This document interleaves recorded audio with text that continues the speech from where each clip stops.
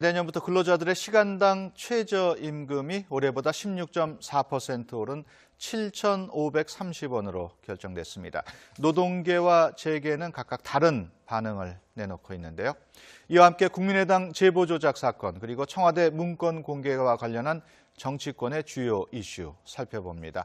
최창렬 용인대 교육대학원장 그리고 장성호 건국대 행정대학원장 스튜디오에 모셨습니다. 안녕하십니까? 안녕하세요. 네, 안녕하세요. 네, 먼저 지난밤 사이에 발표된 최저임금부터 잠깐 짚어보겠습니다. 내년부터 7,530원, 올해보다 16.4% 오른 금액으로 결정이 됐습니다. 노동계는 아직 기대에 못 미친다는 입장인 반면에 경영계는 무책임한 결정이라면서 크게 반발하고 있습니다.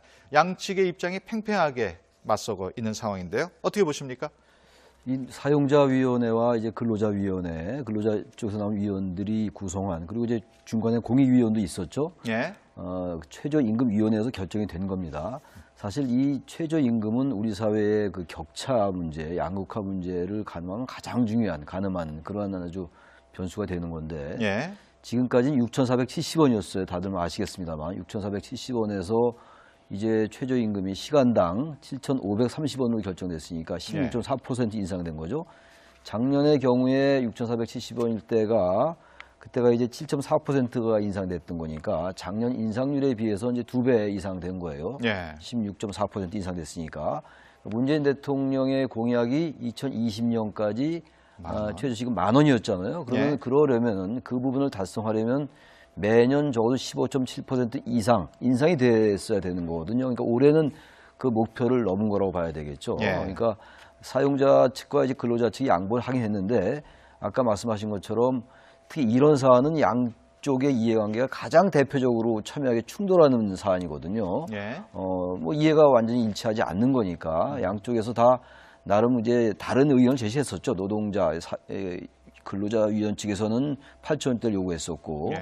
또 이제 사용자 측에서는 더 낮은 걸 요구했었는데 어쨌든 상당히 이 간극이 좁혀진 겁니다. 간극이 예. 좁혀져서 일단 합의를 봤기 때문에 나름 외형적으로는 양쪽이 다 뭐 불만이 있을 수밖에 없겠으나 일단 예. 우리 사회가 취할 수 있는 어떤 타협의 선을 찾았다는 데서 의미가 있지 않느냐 이렇게 예. 보여집니다. 17년 만에 가장 큰 폭의 인상입니다만은 네. 경영자 측에서는 영세상인들 입장을 조금 우려하고 있는 것 같아요. 네, 그렇습니다. 이게 경제민주화의 가장 핵심적인 정책의 출발이 최저임금제 어제 이제 타결이 됐는데 예. 타결이 됐음에도 불구하고 노동계는 아직 기대에 못 미친다. 10,000원까지 올려라 이런 이제 주장을 하고 있고 경영계는 무책임한 결정이라고 크게 반발하고 있지 않습니까? 예. 이만큼 노사가 모두 불만족스러운 이런 결정 이것은 앞으로 갈등의 소지가 있고 이것이 이제 민노총이 더 강한 드라이브를 한다면 문재인 정권과도 어떤 각을 세우는 예. 이렇게 갈등의 소지가 지금 이제 그런 숙제로 남았다 이렇게 볼 수가 있는데 물론 뭐 최저임금 저는 뭐 올리면 올릴수록 우리 근로자한테는 상당히 유리하기 때문에 예. 경제적인 평등 측면에서 상당히 중요한 포인트라고 봅니다. 예. 그럼에도 불구하고 결국은 이것이 경쟁사회에서 시속 게임, 제로섬 게임이 될 가능성이 크지 않을까. 예. 왜냐하면 시급을 올리면 최저임금을 올리면 이것이 결국은 사용자 측에서 인원을 줄일 수밖에 없지 않겠습니까? 예. 이러면 결국은 이것이 근로자한테도 결국은 손해일 가능성이 상당히 크고 예. 이런 상황에서 우리가 지금 이제 문재인 정권 들어서 일자리 창출을 지금 계속 드라이브를 걸고 있지 않습니까? 예. 이것은 결국은 대기업에 상당히 큰 압박 요인이 될 수가 있고 그리고 어제 한 최저임금 이것은 앞으로 소상공인과 중소영세기업에 상당히 큰 부담이 될 가능성은 현실적으로 있다. 예. 이렇게 어떤 양쪽의 어떤 입장이 대비되는 그런 측면에서 정부의 앞으로 어떤 행동 반경이 상당히 좁혀질 가능성이 크지 않겠습니까? 예. 그렇기 때문에 문재인 정권이 이제 어느 정도 내각이 안정이 되고 개혁 입법을 추진하면서 경제민주화 정책을 추진할 때 이것을 과연 양쪽이 만족스러울 수 있는 그런 것들을 어떻게 마련할 수 있을지 이런 네. 것들이 어떤 시금석이 될 가능성이 크다고 봅니다. 예. 앞서 말씀하셨습니다만 문재인 대통령이 2020년까지 10,000원까지 올리겠다 이렇게 얘기를 했는데 가능하다고 보십니까? 10,000원은 기업을 하는 사람들 입장에서 볼 때는 받아들이기 어렵다고도 그럽니다. 저는 예. 기업을 직접 하지 않기 때문에 잘 모르겠습니다만 특히 이제 대기업 하는 분들은 뭐 10,000원 가지고는 도저히 기업을 운영할 수 없다라고 그러는데 예. 어차피 10,000원까지는 아니더라도 거의 뭐 10,000원에 육박하는 쪽으로 가지 않을까, 좀 가야 된다고 봅니다. 왜 그 말씀드리냐면은 지금 이제 오늘 어제 결정된 거 7,530원으로 하면은 일주일에 일하는 거 209시간 포함해서 예. 소정의 근로 시간이에요. 209시간을 유급휴일 포함 해가지고 한 달에 157만 3천 원 정도 되거든요. 네. 그러면 노동자, 근로자 입장에서 볼 때 1인당 157만 원 봉급은 높다고 할 수가 없죠. 그렇기 때문에 계속 요구할 수가 있는 것이고, 그래서 10,000원을 요구하는 건데, 막상 미국이나 일본도 10,000원 정도 수준에 가까운 걸로 알고 있거든요. 이제 그쯤 네. 되면 우리가 선진국 수준으로 가는 거예요. 그러나 이 지금 근로자 말고 사용자 입장에서 볼 때 아까 말씀하신 그 중소기업, 그리고 이제 소상공인들 입장에서 볼 때 이건 안 된다라고 보는 거예요. 대기업 포함해가지고. 예. 결국 이제 양측이 이제 그 입장을 절충해 나갈 수밖에 없어요. 이 부분은 제가 아까 말씀드린 것처럼 가장 첨예한 거예요. 이 부분은 아주 가시적인 것이고 숫자로 나오는 거고, 양쪽이 과연 어느 선에서 이해하고 받아들이냐의 문제. 이런 게 바로 협치거든요. 정당 간의 타협도 협치입니다만 이렇게 전혀 이해관계가 다른 단체, 다른 계층이 얼마나 서로 양보하냐의 문제인데, 예. 전 지금 현재 7,530원이 상당히 의미 있는 뭐 타협이라 하더라도요. 지금 10,000원의 공약도 공약입니다만 현재 157만 원 가지고 근로자들이 그 생활이 다 보장된다고 보기는 어렵기 때문에 예. 조금 더 오를 가능성은 높다고 보고, 그런 면에서 볼 때 노동자 근로자들의 요구가 그렇게 과하지 않다라고 저는 생각합니다만, 어쨌든 기업은 또 기업하는 사람들 입장에서 볼 때는 기업하기 어렵다고 주장을 하는 것이기 때문에 예. 양측이 계속 어쨌든 타협해 나가고 절충해 나가는 것이 필요하다. 여기에 정부가 적절하게 어떤 그 개입을 함으로써 정치로 발휘해야 된다고 봅니다. 예, 알겠습니다. 국민의당 대선 제보 조작 사건으로 주제를 좀 바꿔보겠습니다. 저희도 앞서 전해드렸습니다마는 김인원 전 대선 공명선거 추진단 부단장이 16시간 동안 검찰 조사를 받고 오늘 새벽에 귀가했습니다. 어떤 말을 했는지 그래픽으로 보시겠습니다. 앞서 리포트에도 녹취가 나왔습니다마는 개인적인 욕망 때문에 이번 사태를 초래한 이유미 씨에 대한 분노가 많이 치민다라는 얘기를 했습니다. 어떻게 보면은 이유미 씨에 대해서 불만을 표현을 했어요. 뭐 핵심적인 건 두 가지 아닙니까? 사전 인지하지 못했다. 그리고 네. 검증은 했지만 이거에 대해서는 사실 팩트를 확인하지 못했기 때문에, 물론 도의적인 책임은 있지만 결정적으로는 이것은 이민희 씨 단독 범행이다. 예. 오늘 또 이 지금 멘트 중에서 중요한 것이 사적인 권력욕이 강하기 때문에 이렇게 이런 조작 사건을 벌였다. 예. 이렇게 주장하고, 기존의 어떤 맥락과 똑같은 것을 지금 하고 있다는 것은 이용주 의원까지 이것이 이제 확대되는 것을 사실 사전에 이제 차단하는 것도 있고, 예. 그것이 뭐 실체적인 팩트는 우리가 지금 모르기 때문에 저 말을 믿는다면 이용주 의원은 이것을 몰랐다. 예. 그리고 몰랐기 때문에 박지원 원내대표 그때 당시에 선대위원장이라든가 안철수 후보는 이것을 더더욱 알 길이 없었다. 이렇기 때문에 이런 식으로 해서 본인도 몰랐고 그 윗선은 더 몰랐다. 이런 것들을 언론을 통해서, 물론 조사를 충분히 지금 받았지만 예. 이것은 검찰에서 입증을 해야 될 것 같은데, 검찰에서도 특별하게 입증을 할 수가 없지만, 그러나 이거에 대해서 또 주장을 한다면 지난번처럼 이준서 최고위원처럼 구속영장 청구할 가능성은 있다고 봅니다. 예. 일단은 당 차원의 개입은 없었다는 선을 그었다고 봐야 되겠어요. 뭐 이제 일관되게 그 당 차원에서 당 지도부가 조직적으로 개입한 건 아니다라는 입장이에요, 지금. 근데 이준서 전 최고위원에게 영장이 발부가 됐잖아요. 그러니까 5월 5일 날 그 제보를 공개를 했고, 조작된 제보죠, 물론. 공개하고 2차 기자회견이 5월 7일이었어요. 그러니까 검찰은 이제 이준서 전 최고위원에게 영장을 청구할 때 예. 일단 그 전에는 사실상 알았을 가능성이 있다라고 봤던, 제보 조작 가능성을 짐작할 수 있다라고 봐서 미필적 고의로 봤던 건데, 예. 적어도 5월 7일 제 2차 기자회견이 있던 5월 7일 이후에는 이 부분은 알았을 거다, 알았을 가능성이 높다라고 봐서 확정적 고의가 있다고 판단해서 청구를 했고 법원이 영장을 발부했잖아요. 예. 과연 그랬는지는 나중에 법원의 최종 판단을 받아봐야지 알겠습니다만, 전 그렇기 때문에 김인원 지금 전 공명선거 추진단 부단장도, 김인원 변호사도 이준서 전 최고위원 정도 선까지 알 수 있을 가능성이 있다고 봐요. 네. 그러니까 미리 이것이 조작된 거다라고 알고서 공개해라 라고 했을 가능성은 상당히 낮겠지만, 5월 5일 날 공개되고 5월 7일 날 제2차 기자회견하고 5월 9일까지 며칠 안 되는 사이에, 다 5월 3, 4일 되는 사이인데, 그때까지는 저 공개되는 사실이 조작된 것일 수 있지 않을까라는 개연성이 있어 보여요. 예. 그렇기 때문에 지금 검찰도 그렇게 판단하기 때문에 김인원 전 부단장을 김인원 변호사를 소환했다고 보여지는 것이고 또 사실 그 부분을 직접 공개하고 마이크를 잡은 사람이 김인원 부단장이었거든요. 예. 5월 5일 날. 그런 점에서 볼 때 여전히 김인원 변호사는 지금 당이 조직적으로 개입하지 않았다는 입장을 계속 일관되게 유지하고 있으나 예. 검찰 입장에서 볼 때는 김인원 부단장 소환하고 그 윗선까지도 확대될 개연성을 배제할 수 없다고 봅니다. 예. 지금 말씀하신 것처럼 검찰 수사는 국민의당 윗선을 향하고 있습니다.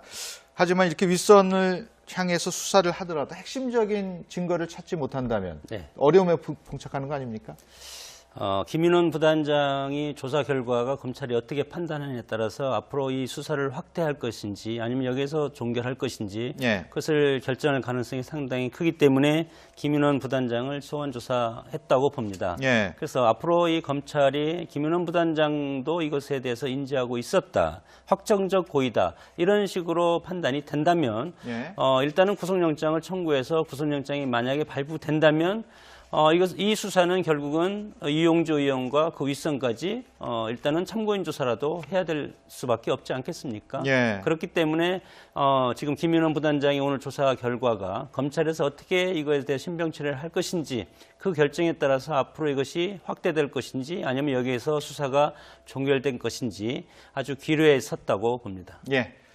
이런 가운데 김인원 전 부단장이 어제 검찰에 출석하면서 문준영 씨의 의혹부터 먼저 밝혀야 한다 이렇게 주장을 했습니다. 그래픽 함께 보시겠습니다. 네, 허위사실 공표를 수사하려면은 문준영 씨의 취업 특혜 채용 의혹부터 따져야 한다. 저 발언의 의도를 어떻게 봐야 될까요? 계속 얘기했던 게 국민의당이 저 얘기였잖아요. 그 특혜 의혹도 같이 특검에서 해야 된다. 예. 근데 다들 뭐 아시고 많이들 나온 얘기들인데 이 문준영 씨 이 부분은 2006년도 얘기예요. 이미 예. 공소시효가 소멸된 일이고 자유한국당의 홍준표 대표도 이 부분은 소멸시효가 끝났다, 공소시효가 끝났다 이렇게 공소시효가 소멸됐다 이렇게 얘기를 했는데 예. 지금 저 부분이 이제 자꾸 이제 확대되다 보니까 다시 그 문준영 씨 취업 특혜 의혹도 같이 파헤쳐야 된다라고 얘기하는데 과연 저런 말이 일반적으로 볼 때 국민 일반에게 얼마나 설득력 있게 받아들여질지 저는 거기에 대해서 대단히 회의적이에요. 예. 지금 현재 이 사건이 불거진 거는 5월 5일 날 명백하게 없는 사실, 육성으로 없는 사실을 조작을 해가지고 그것을 국민 앞에 공개했잖아요. 예. 그 공개된 사실을 가지고 선거가 치러진 거 아니에요. 대한민국 19대 대선이. 그렇죠. 그게 본질인 거예요. 근데 그 부분을 일단 파헤친 상황 속에서 문준영 씨의 그 취업 특혜를 밝히자라고 한다면 이거는 그야말로 두 가지가 같은 선상에서 얘기되는 건데 그렇게 될 수 없죠. 예. 본질은 역시 그게 제보 조작을 알았냐 몰랐느냐. 이 사실 뭐 허위사실 공표 혐의로 지금 구속됐습니다만 이준서 전 최고 등이 이유미 씨도 그렇고 기본적으로 이 사안은 어떤 사실 완전히 조작을 해가지고 선거를 치른 게 문제의 본질이기 때문에 저는 예. 문준영 씨 취업 특혜 의혹을 같이 저렇게 따져야 한다는 게 저는 맞지 않는다고 생각합니다. 저 그리고 예. 설득력도 없게 들리고 저 부분은 그야말로 윗선으로 수사가 확대되는 것을 막고 여당에서 얘기하는 일종의 물귀신 작전이라고밖에 단정할 예. 수 없다고 봅니다. 알겠습니다. 뭐 저걸 보면 이제 공격이 이제 최상의 방어라는 그런 이제 예. 논리로서 생각할 수밖에 없는데 국민의당 입장에서는 이중포석이라고 봅니다. 일단은 제보조사 사건이 마무리가 지금 이제 거의 마무리가 되어 가고 있지 않습니까? 이런 상황에서 첫 번째는 국면 전환을 할 필요가 있다. 그것은 뭐 방금 제가 말씀드렸던 공격이 최상의 방어 그런 논리가 첫 번째고 두 번째는 이런 것들을 장기적인 소재로 삼겠다는 것이죠. 제보 조작 사건이 끝난 다음에 일단은 어느 선에서 처벌이 마무리되지 않겠습니까? 사법적인 판단이 마무리되면 이것은 아직 풀리지 않았다. 예. 그렇기 때문에 내년 지방선거 그다음에 총선 앞으로 정계 개편 과정에서도 이거에 대해서 정치적 소재로 꾸준히 제기를 하겠다는 그런 이중적 포석이라고 봅니다. 예. 청와대 민정수석실 문건 공개 얘기도 안 할 수가 없습니다. 정치권, 특히 여야 대변인들 날선 공방을 이어갔는데 먼저 들어보시겠습니다. 반드시 검찰에서 이 부분에 대해서는 다시 조사를 하고 그리고 재판부에서는 이 문제가 그런 자료들이 증거로 채택이 돼서 더 이상 억울한 일이 없도록 여론몰이식 공세로 국민들에게 예단을 주어 재판에 개입하려는 청와대의 불순한 의도가 있다고밖에 볼 수가 없습니다. 청와대 관계자의 문의하거나 지금 양당 대변인의 얘기를 들어봤습니다만 청와대 발표 내용에 대해서는 먼저 어떻게 보십니까?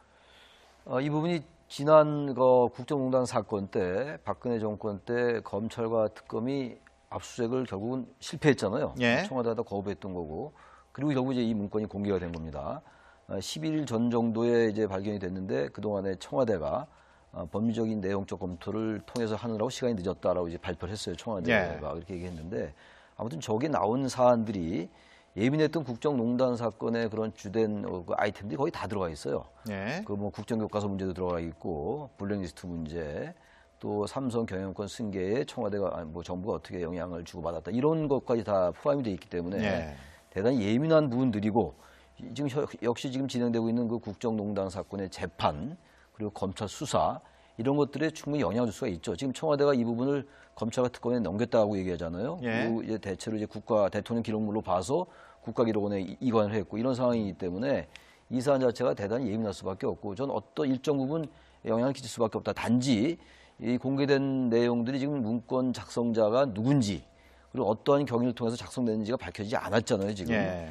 밝혀져야지 이 부분이 이제 법원에 의해서 증거로 채택될 수가 있는 부분이기 때문에 이건 예. 전혀 별개의 문제죠.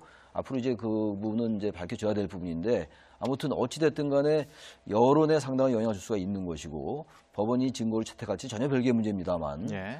역시 국정농단 사건을 뭔가 다시 수사를 해야 된다. 대단히 부진하다라는 어떤 그 인식을 가지고 있는 정부 입장에서 볼 때 이 부분은 굉장히 중요한 논거가 될 수가 있다고 봅니다. 예. 장 원장께서는 어떻게 보십니까? 그 국정농단 사태는 이미 검찰과 그리고 법원으로 넘어가서 재판이 진행 중이고 1심 판결을 지금 남겨두고 있는 시점에서 예.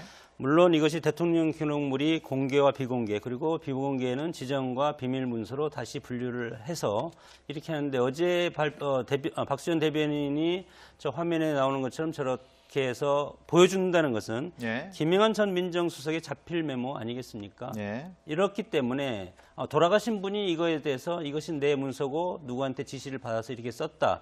이런 것을 증거할 수 있는 사람이 없기 때문에 증거로서 증거로서 채택될 가능성은 상당히 적은데 예. 저는 그렇습니다. 이것이 이미 사법부로 넘어가 있는 이 현 상황에서 청와대에서 이것을 직접 대변인을 통해서 발표를 했다는 것은 전 정권과 현 정권의 대결 구도로 국민들이 볼 가능성이 크고 예. 결국은 이것이 한국당이 지금 강하게 반발하고 있지 않습니까? 예. 이런 것은 저는 별로 좋아 보이지 않는다. 다만 이런 것들이 검찰을 통해서 법원에 제출해서 사법부의 판단을 받는 것은 그런 것은 청와대에서 이런 문서가 발견됐기 때문에 당연한 수순인데 예. 어떻게 보면 이것을 지금 청와대가 검찰보다 앞서서 드라이브하고 있다는 이런 것을 국민들이 느낄 수 있고 특히 야당이 이거에 대해서 바른정당과 한국당이 강하게 반발하고 있지 않습니까? 여기에 국민의당도 이거에 대해서 긍정적으로 보는 시각이 적은데 예. 이런 것들은 앞으로 조심해서 대통령은 국정을 챙기고 국정이 앞으로 나가는데 국가의 백년대계를 위해서 힘쓰는 모습이 보여주는 것이 좋고 과거의 네. 어떤 적폐청산이나 이런 것은 이미 사법부로 넘어가 있기 때문에 예. 검찰과 사법부에 맡기는 것이 좋겠다. 그렇게 예. 봅니다. 알겠습니다. 그 대통령 지정 기록물법 위반 여부도 논란이 되고 있습니다. 일부에서는 이게 문건이 대통령 지정 기록물이라면은 과연 그 캐비넷 속에 이렇게 남겨놓겠느냐 이런 얘기도 있고 어떻게 보십니까? 그 대통령 기록물에 세 가지 종류가 있어요. 일반 기록물. 일반 기록물은 일반에 공개할 수 있는 거예요. 기록물이라 하더라도. 지정 기록물이 있고. 지정 기록물도 이제 일정 기간 열람할 수 없는 거죠. 그리고 예.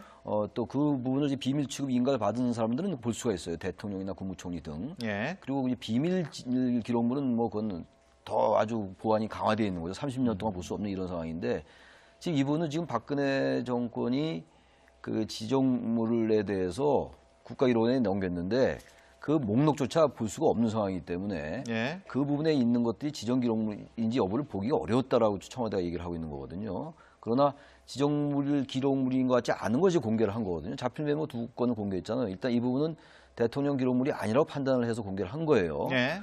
근데 기본적으로 지금 발견되고 나서 열흘 있다가 이걸 공개했잖아요. 예. 그 청와대에서 충분히 이 부분에 대한 어떤 법적인 내용적 검토를 했어요. 그렇게 발표를 예. 했고 단지 여야 사이에 이 부분에 대해서 이 기록이 타당했느냐 어떤 정치적인 문제를 떠나서 사법적으로 대통령 기록물 관리법 위반 아니냐 이런 논란은 충분히 제기될 수가 있는 거죠. 예. 근데 아까 하나 좀 첨언하고 싶은 게 사법부로 넘어갔다 하더라도 지금 여기 나온 것들 보세요. 삼성 경영권 승계 국면을 기회로 활용해라 이런 문장이 들어가 있고 삼성 당면 과제 해결에 정부도 상당히 영향 행사가 가능하다. 이런 예. 부분들은 국정농단 사건과 여기 나와 있네요, 화면에. 그리고 문화예술계도 건전보수권을 국적 우군으로 예. 활용해라. 이런 얘기들은요. 전형적인 국정의 왜곡된 개입이거든요. 이런 예. 부분들은 청와대가 공개할 수 있다고 봐요. 왜냐하면 이번 대선이 적폐청산을 요구했던 촛불혁명에 의해서 치러진 대선이라면 예. 이 부분들은 물론 사법부는 사법부대로 판단하겠습니다만 나왔던 이 자료들을 실정법을 위반하지 않는 범위 내에서 공개하는 것 자체를 너무 정치적으로 파악할 필요는 없지 않는가라는 생각도 듭니다. 예. 또 하나의 관점이 문건이 작성된 시기에 우병우 전 민정수석이 재직했던 시기가 겹친다는 점입니다. 이 때문에 그 우병우 전 수석에 대한 재수사가 또 가능하지 않겠느냐는 얘기도 나오고 있는데 어떻게 보십니까? 재수사할 겁니다. 그러나 이제 지난 2번에 걸친 구속영장 청구에서 기각이 되지 않았습니까? 예. 그렇기 때문에 저 문건을 가지고 과연 우병우 전 민정수석을 다시 소환 조사한다고 하더라도 예. 이것은 내가 관여한 일이 아니다. 이렇게 뭐 얘기할 가능성, 기존의 어떤 그런 주장을 반복할 가능성이 크기 때문에 예. 이것 또한 어떤 입증할 자료, 저런 문건 어떤 나와 있던 워딩으로 이것을 판단할 것은 아니지 않습니까? 예. 이것을 입증할 수 있는 증인이 있어야 되고 그리고 증언을 해줄 사람들이 있어야 되는데 그런 것이 없고 우병우 민정수석은 지난번과 같이 이거에 대해서 나는 지시한 적도 없고 내 본인의 민정수석 역할을 다 했다. 예. 그런 것이 지금까지의 그 기본적인 흐름 아니겠습니까? 그러니까 이것을 뒤집을 수 있는 어떤 제3의 증언이라든가 그런 것들이 필요한데 예. 이런 것들을 검찰에서 찾아낸다면 또다시 구속영장을 청구할 가능성도 있다고 봅니다. 예. 끝으로 정치권 동향 알아보겠습니다. 문재인 대통령이 오는 19일 여야 5당 대표 회동을 제안을 했습니다. 하지만 자유한국당의 홍준표 대표는 한미 FTA 문제를 이유로 거부했습니다. 이걸 오히려 원내대표 회동을 역제안했는데요. 어떤 의도로 봐야 될까요? 지난번에 홍준표 대표가 자유한국당의 대표가 되고 난 다음에 다른 야당을 방문하지 않았잖아요. 예. 그래서 제1야당으로서의 어떤 존재감 그리고 어떤 그 여당과 자신이 이제 강대강으로 대치하면서 야당이 뭔가 주도권 위치 행사하려 하는 게 아니냐 이런 이제 전망들을 많이 내놨었어요. 그런 예. 추측들을 그런 분석을 내놨는데 이번의 경우도 말은 이제 이 한미 FTA가 지난 정권과 많이 달랐기 때문에 예. 만나자마자 얼굴 붉히는 것 때문에 이제 가지 않겠다 이런 표면적인 이유를 들었는데 자신하고 홍준표 대표와 대통령 또는 이 여야가 같이 단둘이 어떤 영수회담을 하길 바라는 것 같아요. 예. 그 자리에 같이 다른 야당 대표들과 좌설 같이 하는 것에 대해서 그런 어떤 일관된 정치공학적 계산이 깔려 있는 것이 아닌가. 뭔가 이제 제1야당의 존재감을 부각시키기 위해서 예. 저런 식의 어떤 정치적인 어떤 그 생각을 하는 것이 아닌가 이렇게 추정도 됩니다. 예. 장훈석께서는 어떻게? 지금의 국면은 이제 홍준표 대표 입장에서는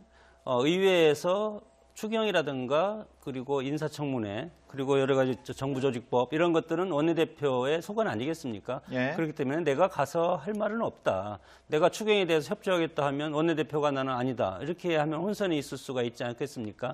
그런 어떤 전략적인 그런 판단에 따라서 이번 청와대 영수회담은 원내대표가 가는 것이 맞다. 예. 그리고 내가 가서 할 말이 없기 때문에 이번에 그리고 또 과거에 또 뭐 FTA 그런 뭐 구원도 있고 예. 그런 상황에서 또 제1야당인 한국당의 어떤 가치 이런 것도 상당히 높일 수 있는 기회다 이렇게 네. 생각하기 때문에 그런 판단을 하고 있는 것이 아닌가 그렇게 예. 생각합니다. 알겠습니다.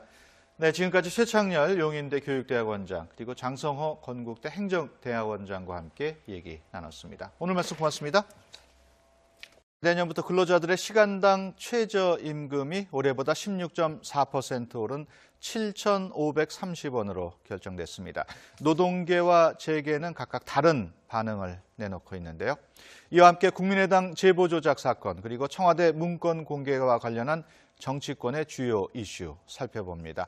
최창렬 용인대 교육대학원장 그리고 장성호 건국대 행정대학원장 스튜디오에 모셨습니다. 안녕하십니까? 안녕하세요. 네, 안녕하세요. 네, 먼저 지난밤 사이에 발표된 최저임금부터 잠깐 짚어보겠습니다. 내년부터 7,530원, 올해보다 16.4% 오른 금액으로 결정이 됐습니다. 노동계는 아직 기대에 못 미친다는 입장인 반면에 경영계는 무책임한 결정이라면서 크게 반발하고 있습니다. 양측의 입장이 팽팽하게 맞서고 있는 상황인데요. 어떻게 보십니까? 이 사용자위원회와 이제 근로자위원회, 근로자 쪽에서 나온 위원들이 구성한, 그리고 이제 중간에 공익위원도 있었죠. 예. 최저임금위원회에서 결정이 된 겁니다. 사실 이 최저임금은 우리 사회의 그 격차 문제, 양극화 문제를 가늠하면 가장 중요한, 가늠한 그러한 아주 변수가 되는 건데, 예. 지금까지는 6,470원이었어요. 다들 아시겠습니다만 6,470원에서 이제 어제 한 최저임금, 이것은 앞으로 소상공인과 중소영세기업에 상당히 큰 부담이 될 가능성은 현실적으로 있다. 예. 이렇게 어떤 양쪽의 어떤 입장이 대비되는 그런 측면에서 정부의 앞으로 어떤 행동 반경이 상당히 좁혀질 가능성이 크지 않겠습니까? 예. 그렇기 때문에 문재인 정권이 이제 어느 정도 내각이 안정이 되고 개혁 입법을 추진하면서 경제민주화 정책을 추진할 때 이것을 과연 양쪽이 만족스러울 수 있는 그런 것들을 어떻게 마련할 수 있을지 이런 네. 것들이 어떤 시금석이 될 가능성이 크다고 봅니다. 예. 앞서 말씀하셨습니다. 문재인 대통령이 2020년까지 10,000원까지 올리겠다 이렇게 얘기를 했는데 가능하다고 보십니까? 10,000원은 기업을 하는 사람들 입장에서 볼 때는 받아들이기 어렵다고도 그럽니다. 저는 예. 기업을 직접 하지 않기 때문에 잘 모르겠습니다만, 특히 이제 대기업 하는 분들은 뭐 10,000원 가지고는 도저히 기업을 운영할 수 없다라고 그러는데, 예. 어차피 10,000원까지는 아니더라도 거의 뭐 10,000원에 육박하는 쪽으로 가지 않을까, 좀 가야 된다고 봅니다. 왜 그 말씀드리냐면은 지금 이제 어제 결정된 거 7,530원으로 하면은 일주일에 일하는 거 209시간 포함해서 예. 소정의 근로 시간이에요. 209시간을 유급휴일 포함 해가지고 한 달에 최저임금이 시간당 7,530원으로 결정됐으니까 16.4% 인상된 거죠.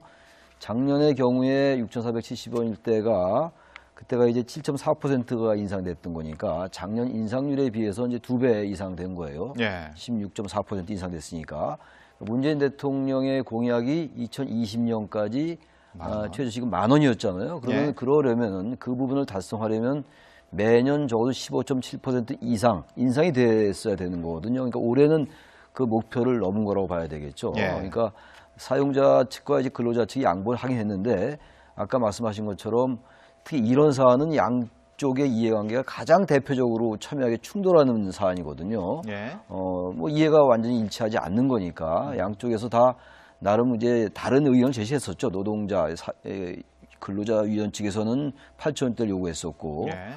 또 이제 사용자 측에서는 더 낮은 걸 요구했었는데 어쨌든 상당히 이 간극이 좁혀진 겁니다. 간극이 예. 좁혀져서 일단 합의를 봤기 때문에 나름 외형적으로는 양쪽이 다 뭐 불만이 있을 수밖에 없겠으나 일단 예. 우리 사회가 취할 수 있는 어떤 타협의 선을 찾았다는 데서 의미가 있지 않느냐 이렇게 예. 보여집니다. 17년 만에 가장 큰 폭의 인상입니다만은 네. 경영자 측에서는 영세 상인들 57만 3천 원 정도 되거든요. 네. 그러면 노동자, 근로자 입장에서 볼 때 1인당 157만 원 봉급은 높다고 할 수가 없죠. 그렇기 때문에 계속 요구할 수가 있는 것이고 그래서 10,000원을 요구하는 건데 막상 미국이나 일본도 10,000원 정도 수준에 가까운 걸로 알고 있거든요. 이제 그쯤 네. 되면 우리가 선진국 수준으로 가는 거예요.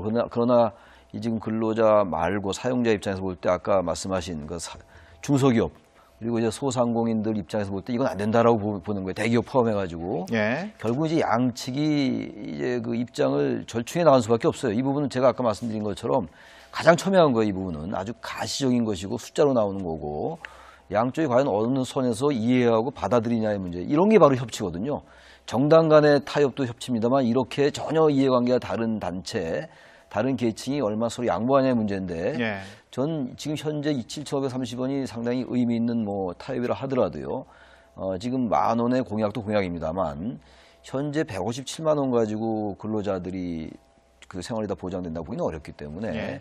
조금 더 오를 가능성은 높다고 보고 그런 면에서 볼 때 노동자 근로자들의 요구가 그렇게 과하지 않다라고 저는 생각합니다만 어쨌든 기업은 또 기업하는 사람들 입장에서 볼 때는 기업하기 어렵다고 주장을 하는 것이기 때문에 예. 양측이 계속 어쨌든 타협 입장을 조금 우려하고 있는 것 같아요.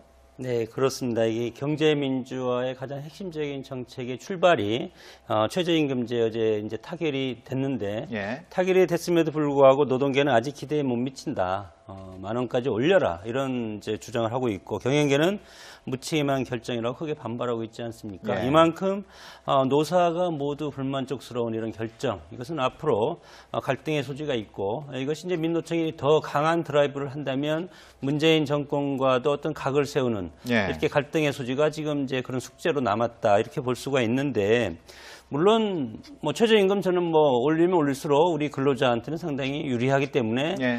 경제적인 평등 측면에서 상당히 중요한 포인트라고 봅니다. 예. 그럼에도 불구하고 결국은 이것이 경쟁사회에서 시속 게임, 제로섬 게임이 될 가능성이 크지 않을까. 예. 왜냐하면 시급을 올리면 최저임금을 올리면 이것이 결국은 사용자 측에서 인원을 줄일 수밖에 없지 않겠습니까? 예. 이러면 결국은 이것이 근로자한테도 결국은 손해일 가능성이 상당히 크고 예. 이런 상황에서 우리가 지금 이제 문재인 정권 들어서 일자리 창출을 지금 계속 드라이브를 걸고 있지 않습니까? 예. 이것은 결국은 대기업에 상당히 큰 압박 요인이 될 수가 있고 그리고